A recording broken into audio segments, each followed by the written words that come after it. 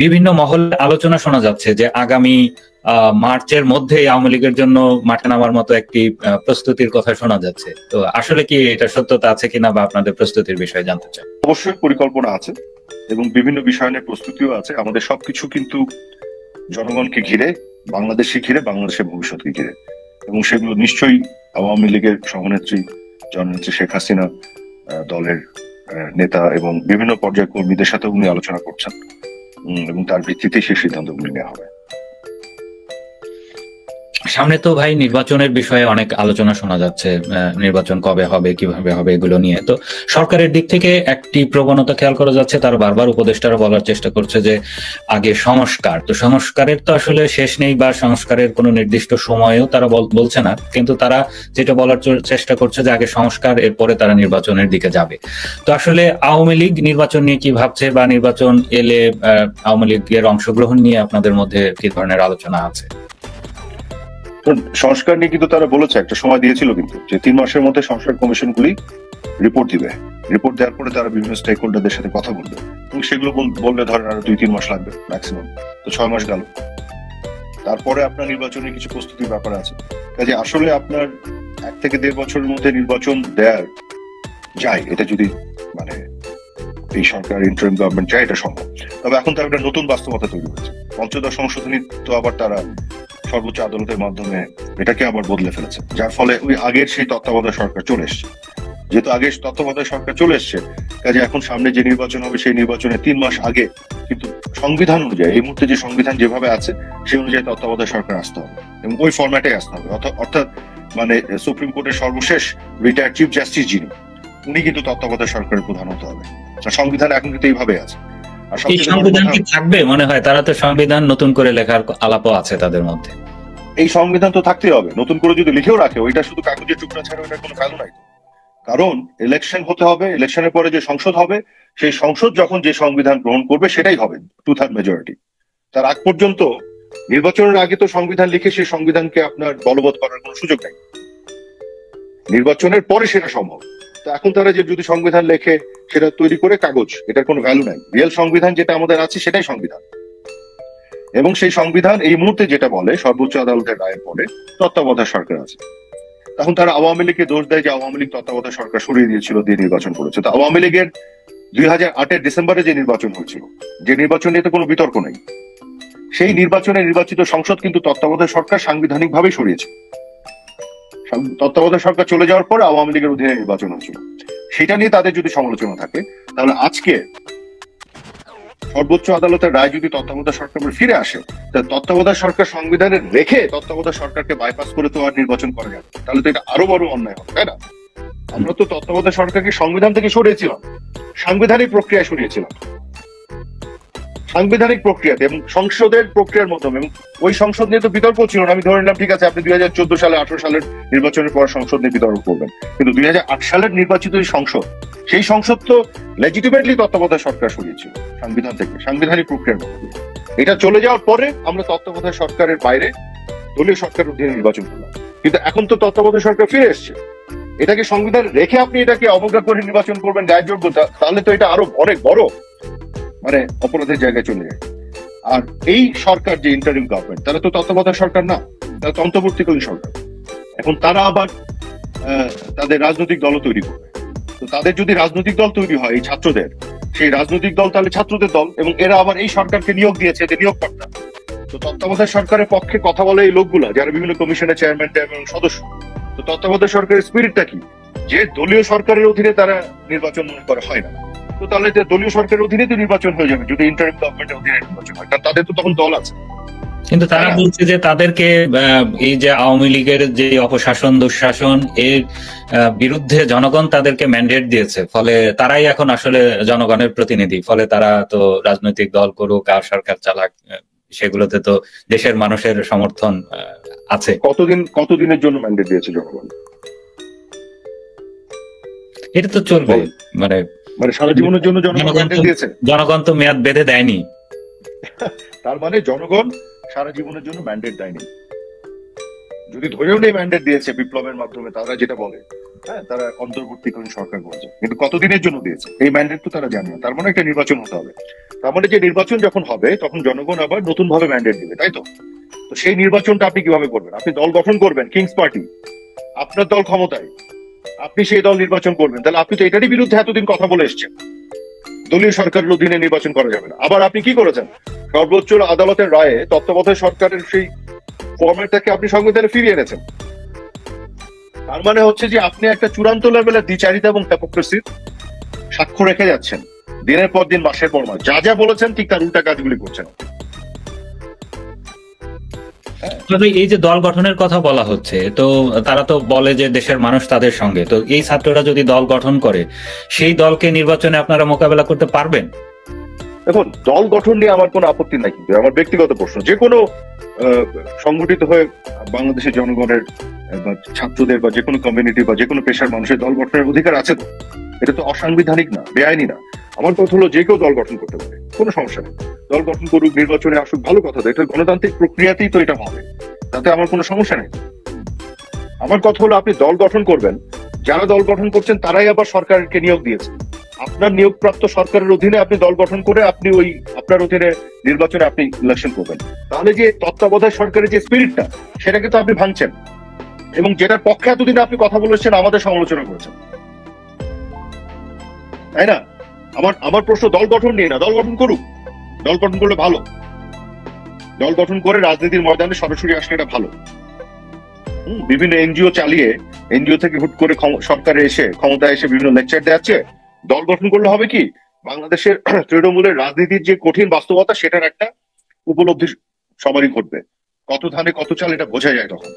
রাজনীতির কঠিন বাস্তবতা থেকে অনেক দূরে দাঁড়িয়ে থেকে ওই 2-4টা এনজিওর অফিস চাইলে বড় বড় লেকচার দেওয়া যায়, কিন্তু রিয়েল ওয়ার্ল্ডে এসে আসতে গেলে ওইখানে থেকে তখন বোঝা যাবে যে বিষয়গুলি আসলে কতটা কঠিন।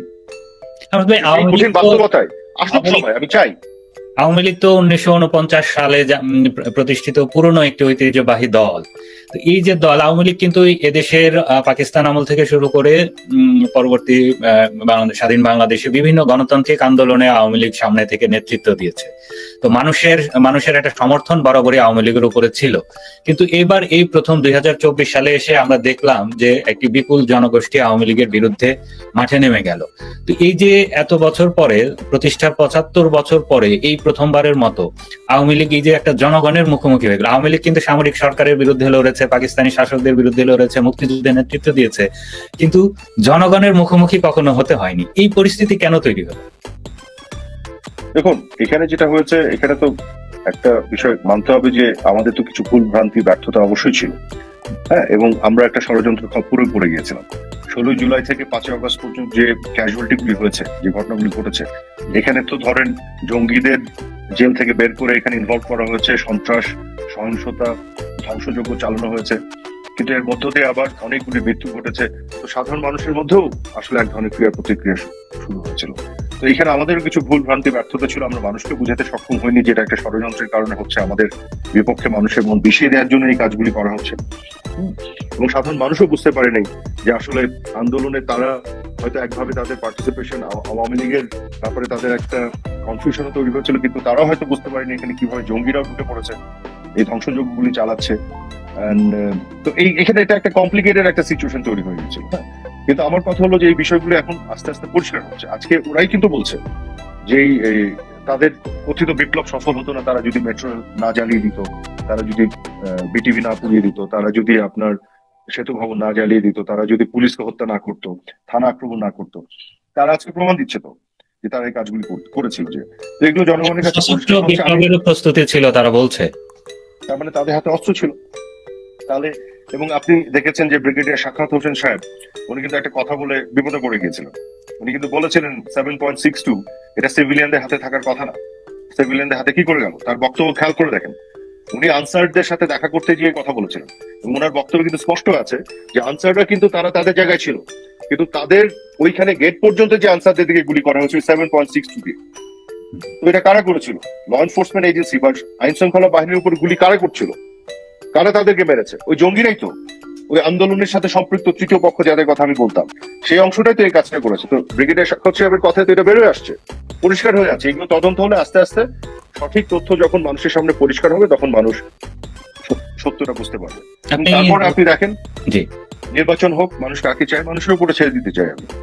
এই যে আপনি উপদেষ্টা এম শাখাওয়াত হোসেনের কথা বলছিলেন, উনি কিন্তু গতকালকে আরেকটি বিষয়ে বলেছেন যে 5 আগস্টের পরে আমরা দেখেছিলাম যে প্রধানমন্ত্রীর উপদেষ্টা সালমান এফ রহমান এবং আইনমন্ত্রী আনিসুল হককে একটা লঞ্চ থেকে গ্রেপ্তার করা হয়েছে এবং তখন বলা হয়েছিল যে তিনি তারা দুইজনে ভারত পালিয়ে যাচ্ছিলেন। এবং আমরা দেখেছি যে সালমান এফ রহমানকে যখন মিডিয়ার সামনে হাজির করা হয় তখন তিনি তো আসলে দাড়ি রাখতেন, বড় দাড়ি ছিল, ওনাকে ক্লিন শেভ করে আনা হয় এবং বলা হয় এই যে সংস্কারের সরকার, যারা সংস্কার করবে, নতুন বাংলাদেশ করবে, নতুন বাংলাদেশে এই হচ্ছে বাস্তবতা, নতুন বাংলাদেশে এই বাস্তবতা। এটা নিয়ে তো আর বেশি কিছু বলার নাই। তারা একটা নাটক সাজিয়েছে, এদের হাত দিয়ে ডন শোজ দ্য ডে, ভোরবেলা দেখে বোঝা যায় বাকি দিনটা কেমন যাবে। তো এই তো হচ্ছে এদের বাস্তবতা। এখন শাকল সাহেব ভুল করে না কি কারণে এসব সত্যগুলি মাঝে মধ্যে বলে ফেলেন, একবার বিপদে পড়েছেন, এখন আবার কোন বিপদে পড়বেন আল্লাহ জানে। তো আরো সত্য বের হবে এরকম, যে এই তথ্য মন্ত্রণালয় অফিসে যে আগুনটা লাগলো, এগুলো কেন লেগেছে, কারা লাগেছে, কি কারণে করেছে, এগুলো আস্তে আস্তে বের হবে। কিন্তু আওয়ামী লীগের যে শক্তি, এটা জনমানুষের শক্তি। এবং মানুষ কিন্তু এখন পরিষ্কার হয়ে গেছে যে আওয়ামী লীগের আমলে এরা যেসব অভিযোগ করতো, আজকে যখন এলপিজির দাম বাড়াচ্ছে, বিদ্যুতের দাম বাড়াচ্ছে, গ্যাসের দাম বাড়াচ্ছে, তখন কিন্তু আর সিপিডি কথা বলে না। খেয়াল করেন, আজকে যখন দুর্নীতি হচ্ছে তখন কথা বলে না। যখন আপনার বড় বড় প্রকল্পের ব্যয় বৃদ্ধি করছে, সময় বৃদ্ধি করছে, তখন আর হেডলাইন করছে না কিন্তু এদের পোষা মিডিয়াগুলো। খেয়াল করে দেখেন, শেয়ার বাজারে হাজার হাজার কোটি টাকা চলে গেল, তো এখন কে নিয়ে গেল? তো ওই সবকিছু তো হচ্ছে, আপনি দ্রব্যমূল্য তো কমাতেই পারলেন, আরো বেড়ে গেল। তো আওয়ামী লীগকে দোষ দিচ্ছিলেন, আওয়ামী লীগের সিন্ডিকেটেড এরা এগুলো করছিল, তো এখন কে করছে?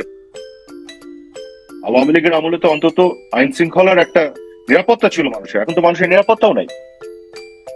যে কোনো কাউকে একটা ট্যাগ দিয়ে মার্ডার কেস দিয়ে দিচ্ছে। গণমাধ্যমের যারা আপনাদের বন্ধুরা যারা, তাদের সাথে নিশ্চয়ই আপনি কথা বলেন, কথা বলে দেখেন তারা কেমন আছে।